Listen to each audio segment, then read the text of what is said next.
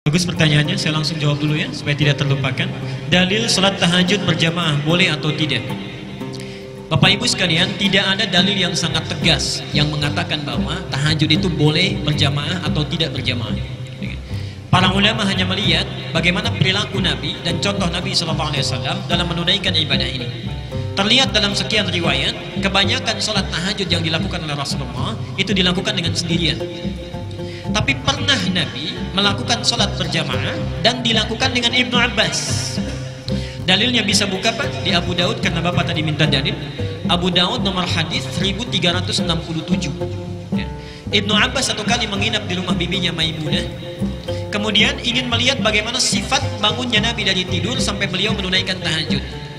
Ditunggu di depan kamarnya. Kata Ibnu Abbas, saya melihat Rasulullah kalau bangun dari tidur duduk dulu, mengusap bekas gantungnya, kemudian berdoa, membaca 10 ayat terakhir Ali Imran, lalu ketika keluar ditepuklah Ibnu Abbas, kemudian berwudu, diajarkan, sampai kemudian dibimbing, diajak Ibnu Abbas menunaikan sholat tahajud. Itulah sebabnya menyampaikan sholatnya 13 rakaat. Itu bagian yang pertama.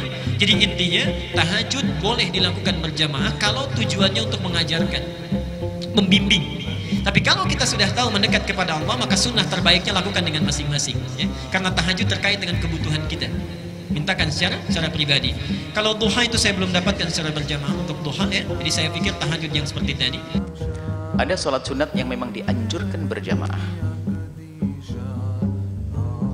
seperti sholat hari raya Idul Fitri, Idul Adha, sholat istisqa, sholat kusyuf, itu dianjurkan kita untuk berjamaah. Maka begitu sebaliknya, semua sholat sunnah yang dianjurkan berjamaah, kalau kita melakukan tanpa jamaah pun juga sah. Anda ketinggalan sholat hari raya di masjid, Anda di rumah sendirian, Anda boleh melakukan sholat 2 rakaat di rumah tanpa khutbah, mendapatkan pahala sholat hari raya. Baik, selain daripada sholat-sholat tersebut seperti sholat tahajud, duha, apakah boleh sholat itu dilakukan dengan berjamaah? Baik, jawabnya adalah boleh, tapi bukan dianjurkan, dengan catatan. Karena banyak kisah dari baginda Nabi, sering Nabi melakukan sholat malam, lalu Sayyidina Abdullah bin Abbas mengikuti di sampingnya. Sampai pernah Sayyidina Anas bin Malik itu karena nggak ngerti sholat jamaah dengan Nabi, jamaah sholat malam bukan sholat isya, di kirinya, lalu ditarik oleh Nabi, pindah ke kanannya. Nah, dan Nabi tidak mengatakan kamu jangan mengikuti ya, saya melakukan sholat sunnah loh ya, enggak, Nabi tidak melarang itu semuanya. Baik, jadi melakukan sholat tahajud berjamaah, sholat duha berjamaah, atau sholat sunnah berjamaah, sholat sunnah yang memang tidak dianjurkan berjamaah, kalau kita melakukan sholat berjamaah hukumnya adalah sah, akan tapi tidak mendapatkan keutamaan berjamaah menjadi 27, enggak ada, hukumnya sah, dengan catatan yang pertama adalah tidak boleh menjadi syiar seperti itu, hanya sesaat saja, karena Nabi kebanyakan sholatnya adalah sendiri, dan Nabi tidak pernah mengajak Sayyidina Anas untuk menemani sholat berjamaah tahajud. Tapi di saat melihat Sayyidina Anas mengikuti Nabi, Nabi tidak melarangnya. Maka para ulama mengatakan setelah itu disimpulkan boleh sholat tahajud berjamaah, duha berjamaah untuk belajar, untuk mengajari anak-anak. Disimpulkan di situ.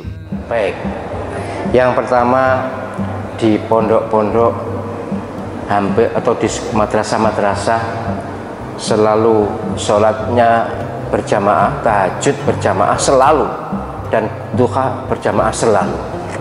Ya, saya menghimbau ya pada penjenengan pengelola pondok, pengelola madrasah, supaya tidak kena khitabnya bahwa membuat sunnah sendiri, padahal ini adalah ibadah madhah. Coba digangi, misalnya sepekan tuh tidak jamaah ya sendiri-sendiri 1 kali misalnya.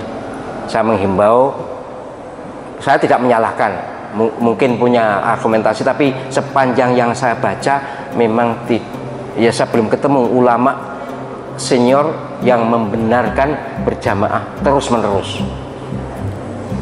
baik sholat malam maupun sholat duha. Boleh berjamaah kadang-kadang, bahkan ada tambahnya litarbiyah, untuk mendidik. Maka ya supaya kita punya argumentasi di hadapan Allah SWT bahwa kenapa kita berjamaah ya untuk mendidik, tapi kenapa tidak terus-menerus, karena memang tidak ada tuntunannya yang terus-menerus itu. Sebaiknya tetap diselani. Ya mungkin sepekan sekali yang prai, bukan prai tahajud ini ya, prai jamaahnya, bukan prai duhanya, tapi prai jamaah duhanya. Itu himbauan saya, dengan saya tidak menyalahkan, karena siapa tahu mereka punya dalil. Kalau nanti saya tanya mereka punya dalil, ya oke, saya terangkan di sini lagi. Tapi sampai detik ini saya tidak ada dalil untuk membenarkan jamaah sholat sunat terus menerus. Gitu nggih. Yang dalam hal ini yang ketat malah Imam Syafi'i, yang melarang berjamaah sholat sunat itu malah mazhab Syafi'i sebenarnya. Boleh sholat tahajud berjamaah Ustaz? Sholat tahajud di bulan Ramadan berjamaah tak ada khilaf. Boleh. Masjidil Haram 30 malam, Masjid Nabawi 30 malam. Sholat tahajud malam Ramadan tidak ada ikhtilaf, boleh. Yang ada ikhtilaf bagaimana kalau orang sholat tahajud di luar Ramadan. Sekali-sekali boleh. Dr. Mustafa Umar buat sekali-sekali, datang jamaah dari Malaysia, kita buat etikaf bersama. Sekali-sekali boleh. Mana dalilnya? Nabi sholat, tiba-tiba datang Anas bin Malik di belakang. Nabi tak ada larang. Seandainya tak boleh pasti Nabi larang. Anas, besok jangan ikut-ikut lagi ya. Nabi sedang salat, tiba-tiba datang Abdullah bin Abbas, tegak di kiri. Nabi tarik kepalanya, geser ke kanan.